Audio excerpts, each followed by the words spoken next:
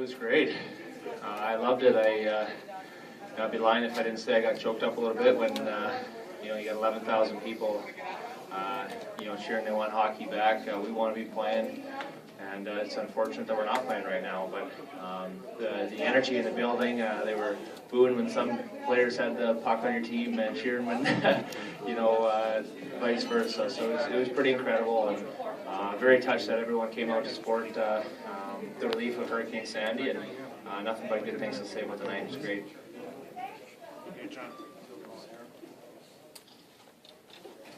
Guys, some of the guys everyone was saying Henrik was playing that first period like it was a playoff. Dang, the dang Rangers, they got our number, that's for sure. You'd think he'd have a little rust on him not playing a game in 5 or 6 months, but it seems like he's in playoff shape, and we were joking after the first period there that now the Rangers will want to play really bad because he's on fire right now. So it was a fun event. Everyone was chirping everybody, and good to see some faces that you played against in the past, and you find out guys are great guys when you think they're not great guys playing against them. What's it like playing in front of Marty Brodeur? It was great. Get passes on the tape from him, and no, it was funny. He was joking too that he was caught the perfect storm. Rangers fans hate him and Flyers fans hate him. So when he made a great save, they would boo, and then when they'd score, they'd cheer. So it was pretty cool. I just told him too that I just told him he was a great guy no matter what anybody said about him. So he had a good laugh with that. So it was a great event, and the people behind the scenes. I don't want to name names. I'll be here for a while, but they brought this thing together in 2 weeks. The people from Caesars were unbelievable. Getting guys in here, flights, putting us up in a hotel room, getting everything set up. It was incredible. So, we're touched. We come in and look like heroes here, but there's a lot of heroes behind the scenes, and you look at the devastation from Hurricane Sandy. It's a lot of heroes, a lot of stories of the devastation and people coming together, communities coming together, and it's just makes your heart melt. Scott, I understand that if they don't settle the lockout, you do have a career in Hollywood because you're going to be in the next Judd Apatow film. Huh? Yep, it's coming up. I'm going to the private screening in Philly on Tuesday, so not sure how I'll look on the big screen, but yeah, it should be a pretty funny movie. It's, This is 40, it's called. I've seen the trailer a couple times, and we'll see what happens with that. I'm not expecting much. So, but you've got a teammate and a couple of former teammates. Oh yeah, LePerrier, he was in it. JVR, Matt Carl, and yeah, we went out to LA, and that was quite the experience. We were on set for about 14 hours, and got our temporary SAG card and everything like that. So it was pretty neat. How did that come about? They were looking for Americans. I'm not American, obviously, but I have a green card, and just for the tax purposes. And the whole, I don't want to ruin the whole the spot that we're in, but they want some hockey players with no teeth, and it ended up one of the four had no teeth, and kind of a funny story with a couple of girls out at the bar, so it was pretty cool. Did you know any people down here at the Jersey Shore who were like directly affected by Sandy?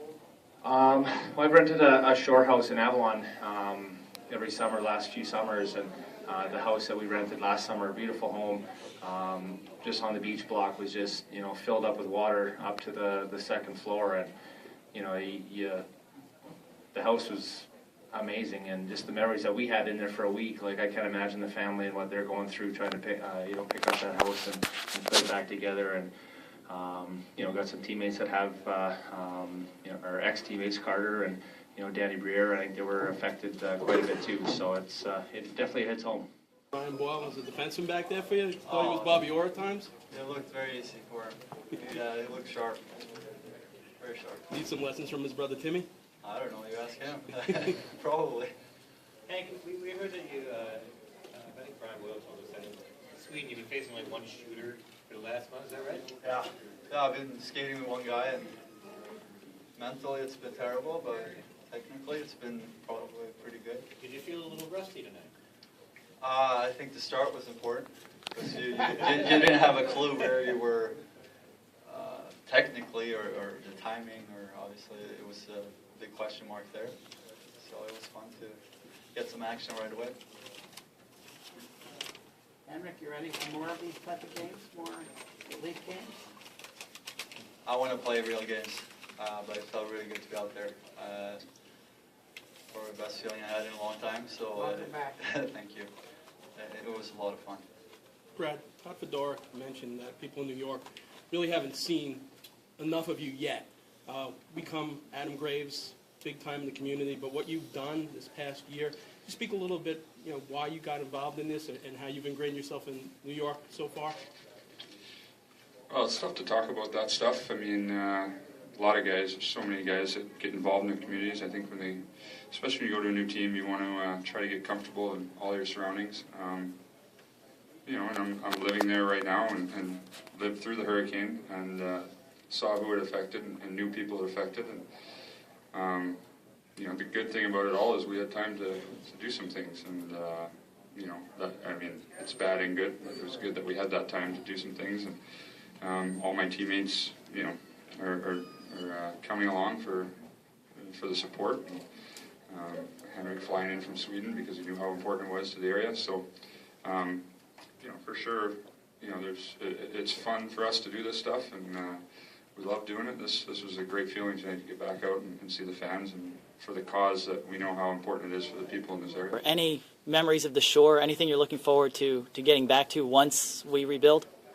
We'll have a friend. He's a member of the beach club in Jersey Shore, and I've been out there a bunch of times. I guess it's all gone.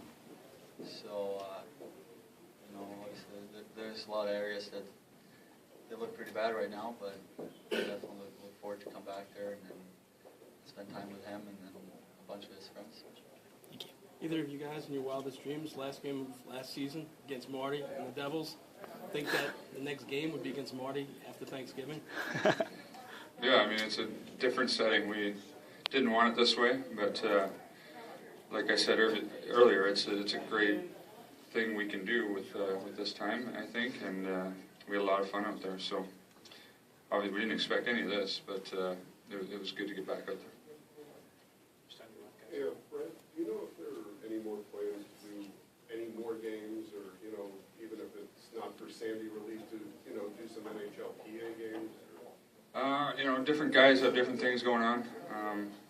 You need a lot of people behind the scenes that you guys are talking to us, but there's a lot of things have to go on behind the scenes to make these things happen. So we're always looking for ideas and opportunities. But the real people behind the scenes are you got to find those people that volunteer their time, and those are the most important people. We jump on board, but without them. So we'll see, hopefully we can do more. We'd love to, for whatever cause, but this fit perfectly for this time. We'll do two more questions. With the fan? Or the players? In the stands. Everything. Between each other, Yeah, everything was great. Being here 1 year in New York and playing the Winter Class against Philly, kind of get an idea what the fans are like, so, in this area. So, didn't surprise me, and it's tough to get some players that live in different areas to come in for this, so that enthusiasm to come help was great too.